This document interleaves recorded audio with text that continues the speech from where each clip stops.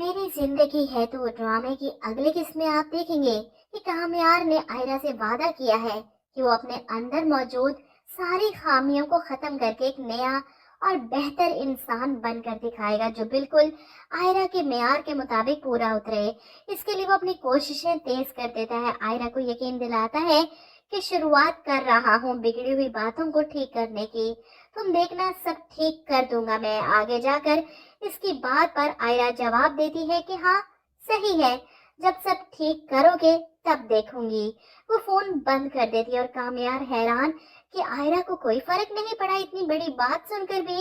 लेकिन वो ये नहीं जानता कि इसकी बात सुनकर आयरा ना सिर्फ शर्माई है बल्कि खुश भी हुई है।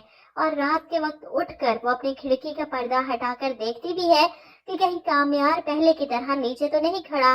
लेकिन वो वाकई वहां पर मौजूद नहीं था और ये देखकर आयरा को अच्छा लगता है कि वो कोशिश तो कर रहा है खुद को बदलने की। इसी बहाने थोड़े टाइम के लिए मुझे भी सुकून हो जाएगा। इधर कामयार सुबह सुबह उठता है, अपनी रूटीन को सेट करता है। रात की पार्टी खत्म करके इसके यूं अचानक चेंज हो जाने पर इसकी दोस्त फारिया परेशान कि आखिर तुम ये सब कर क्यों रहे हो। जिस पर कामयार मुस्कुराते हुए कहता है, कोशिश कर रहा हूँ खुद को बदलने की, खुद को काबिल बनाने की। ये सुनकर फारिया कहती है, और ये सब उस लड़की के लिए। कामयार का पागलपन देखकर फारिया को शदीद जेलसी होती है उस लड़की से। वो कामयार की मॉम से बात करती है, आंटी वो कामयार को अपने इशारों पर नचा रही है, पागल कर चुकी है पूरी तरह से इसे। ये सुनकर कामयार की माँ इस लड़की के खिलाफ हो चुकी है, अपने शोहर से लड़ती है कि तुम क्यों नहीं अपने बेटे को समझाते, उससे बात करते।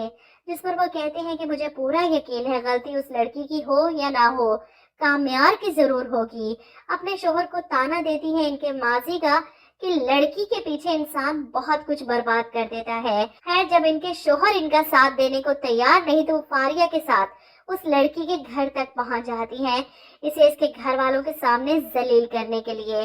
नादिर इन दोनों औरतों को रोकता रहा कि आप आखिर हैं कौन और इस तरह घर में जबरदस्ती कैसे दाखिल हो सकती हैं।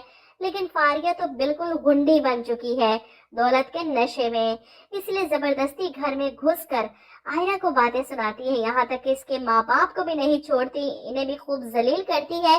कामयार की माँ अच्छी तरह से जानती हो तुम जैसी लड़कियों को, अमीर लड़कों को फंसाकर अपना स्टेटस चेंज करने के ये सारे हरबे हैं।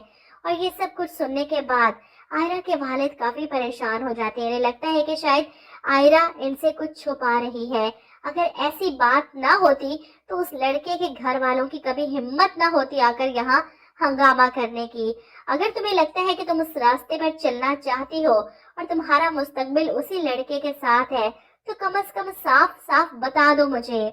आयरा परेशान हो जाती है, आंखों में आंसू। अपने बाप की नजरों से नहीं गिर सकती वो, इसीलिए इनकार करती है अपने बाप के सामने कि मेरा उससे कोई ताल्लुक नहीं है, मैं बस उससे पीछा छुड़वाना चाहती थी। अपने बाबा की आंखों और लहजे में अपने लिए बेएतबारी देखकर आयरा को बहुत बुरा लगता है। वो कामयार को फोन करती है गुस्से से और इस पर चिल्लाती है कि तुम्हारी मॉम और तुम्हारी वो दोस्त मेरे घर आकर मुझे जलील करके गई मेरे माँ बाप के सामने, और तुम कहती हो कि तुम सब ठीक कर दोगे। ये सुनकर कामयार परेशान हो जाता है कि ऐसा कैसे हो सकता है। वो मिन्नतें करता है आयरा की जो उसे साफ इनकार कर चुकी है कि अब तुम सुधरो या बिगड़ो, मेरा तुम्हारा कोई वास्ता कोई ताल्लुक नहीं है, आइंदा मेरे सामने मत आना।